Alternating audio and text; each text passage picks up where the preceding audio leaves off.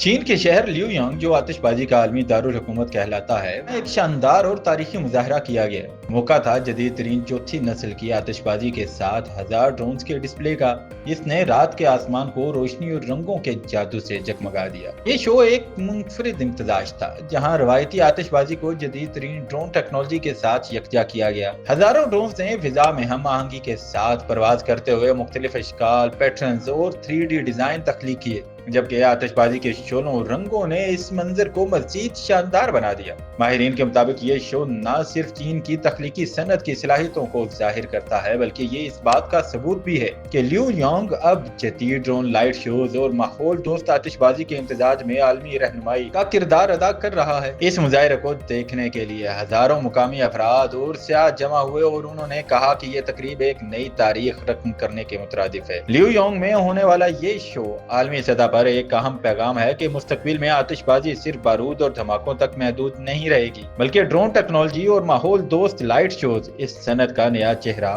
بنتے جا رہے ہیں۔